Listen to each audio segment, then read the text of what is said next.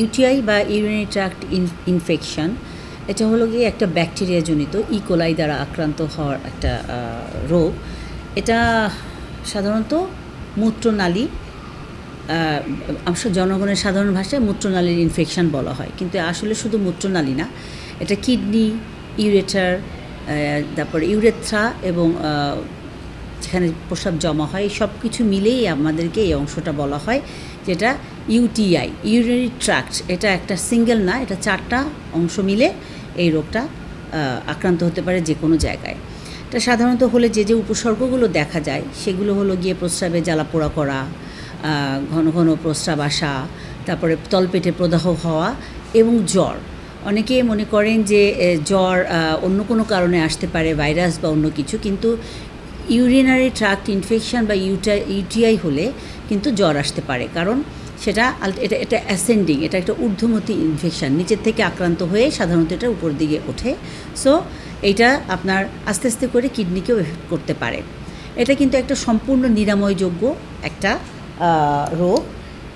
আপনার ঠিকমতো অ্যান্টিবায়োটিক খেলে এবং সাথে সাথে যে আদার সিমটমগুলো আসে, যেমন তলপেটে ব্যথা হলে তলপেটে ব্যথার চিকিৎসা, যেমন আপনার ব্যথার ওষুধ খেলো, বা চুলকানি হলে চুলকানির ওষুধ খেলো, বা গায়ে জ্বর আসলে জ্বরের ওষুধ খেলো, এভাবে করে এটা খুব সহজেই আপনার নিরাময় করা যায়। তবে এইগুলো সাধারণত বেশি হয় আমাদের কতগুলো কমন ভুলের জন্যে, ছোট ছোট ভুল।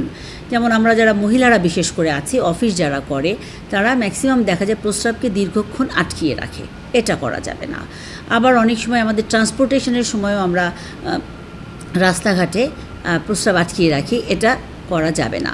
সহবাসের পরে আমরা পয় পরিষ্কার হতে পারি না, বা অধিক সময় দেখা যায় যে পার্সোনাল হাইজিনগুলো যে আমরা সেগুলো মেনটেন না করার কারণেও কিন্তু আমাদের ইউরিনারি ট্র্যাক্ট ইনফেকশনটা হয়।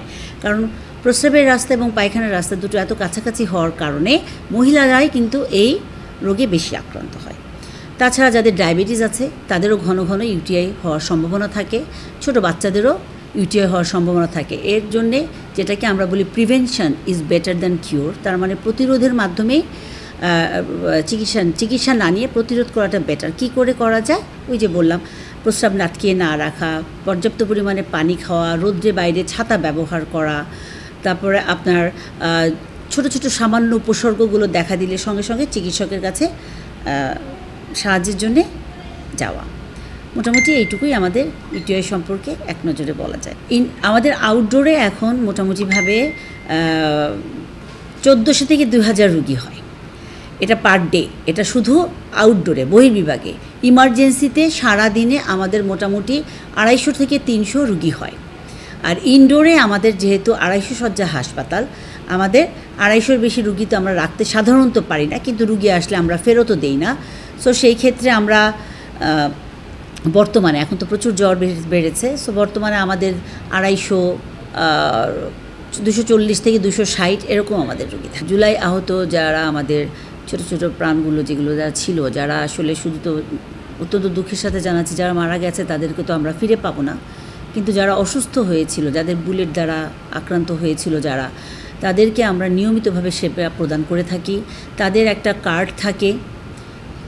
একটা কার্ড থাকে, সেই কার্ডটা নিয়ে তারা আসে, আমরা বিনামূল্যে তাদের চিকিৎসা প্রদান করে থাকি, এবং তাদের জন্য আমাদের সবসময় একটা মানে কেবিন বরাদ্দ করা থাকে, এবং আমরা সর্বোচ্চভাবে তাদেরকে অত্যন্ত আন্তরিকতার সাথে, সম্মানের সাথে চিকিৎসা দেওয়ার ব্যবস্থা করে থাকি।